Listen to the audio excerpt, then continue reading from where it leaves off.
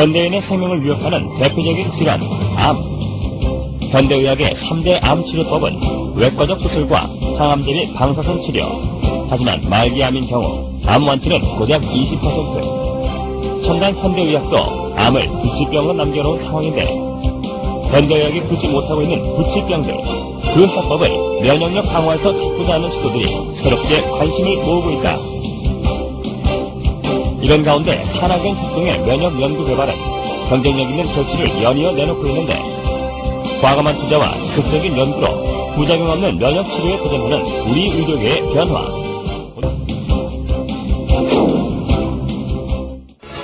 천연 생약제에서 추출한 성분으로 만든 항암 기능성 식품이 국내에서 처음으로 개발돼서 이르면 이달 안에 시판될 예정입니다. 주용호 기자가 전합니다. 항암과 암치료 부작용이나 성인병을 예방하기 위해 개발된 기능성 식품입니다. 해모힘과 해바톤으로 이름 지어진 이들 식품은 생체 손상을 막고 조혈과 면역 증진, 생체 조직의 재생을 촉진하는 기능을 발휘합니다. 이러한 효능을 입증하기 위해 쥐에게 암세포를 투여해봤습니다. 암세포가 계속 전이되는 왼쪽 쥐와는 달리 기능성 식품을 투여한 오른쪽 쥐에서는 암세포 억제 효과가 나타났습니다. 이번에 개발된 이 두 기능성 식품은 해바라기와 당귀 등 우리의 전통 한약재에서 그 성분을 추출했습니다. 생명공학과 방사선 기술로 천연생약제를 조합해 새로운 복합 물질을 만드는 방식을 썼습니다. 각각의 성분들을 분리를 해서 그것의 각각의 효능을 검증한 다음에 효능을 극대화할 수 있게 다시 그 성분들을 재구성한 겁니다. 종전의 천연생리 활성물질은 항암 효능에 한계가 있고 독성까지 강했습니다. 하지만 이번에 개발된 항암 기능성 식품은 여러 성분을 조합해 효능을 높이고 독성은 없앴습니다. 이들 항암 기능성 식품은 원자력 병원 등에서의 임상시험과 병행해 이번 달 안에 시판될 예정입니다. KBS 뉴스 조용호입니다.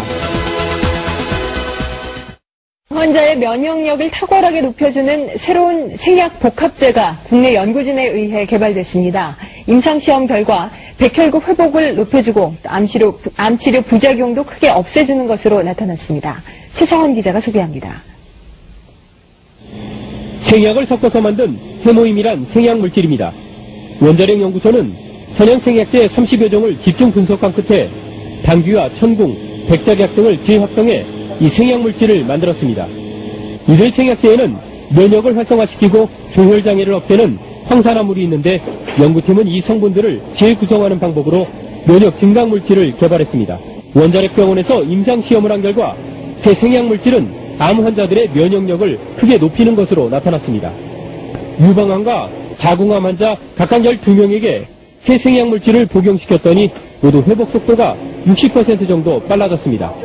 특히 이 생약 복합제는 암치료에 따른 염증이나 구토 같은 부작용을 크게 줄일 수 있는 것으로 나타났습니다. 암 환자들은 치료를 받으면서 기력이 떨어져 문제가 됐지만 생약 복합제를 복용한 환자의 80%가량이 기력 회복에 큰 도움이 됐다고 답했습니다. 해모임을 먹은 환자들은 전신 무력감이 많이 없어져서 더 약을 요구하는 환자들이 많았습니다. 연구팀은 이 물질에 대한 2, 3차 임상시험을 거쳐 신약 개발에 나설 계획입니다. KBS 뉴스 최성원입니다.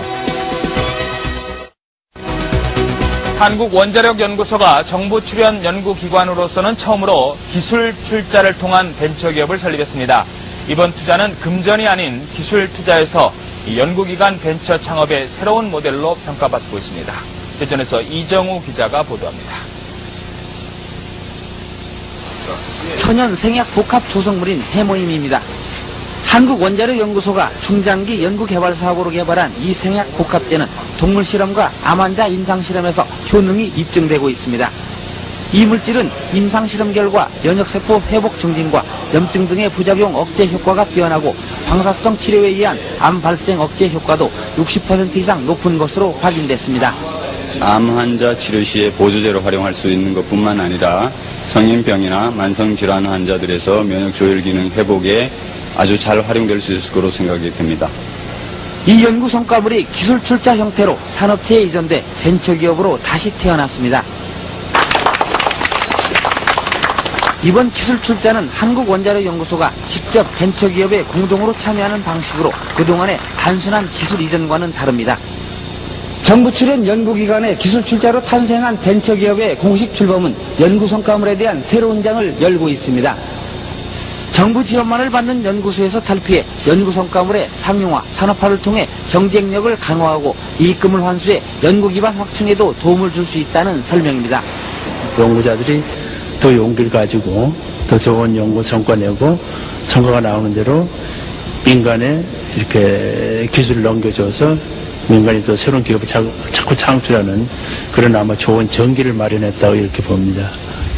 기술투자 벤처기업은 금전 등 실물 자산이 아닌 특허와 실용신안 등 기술 투자로 이루어지기 때문에 연구기관 벤처 창업의 새로운 모델로 평가받고 있습니다. YTN 이정우입니다.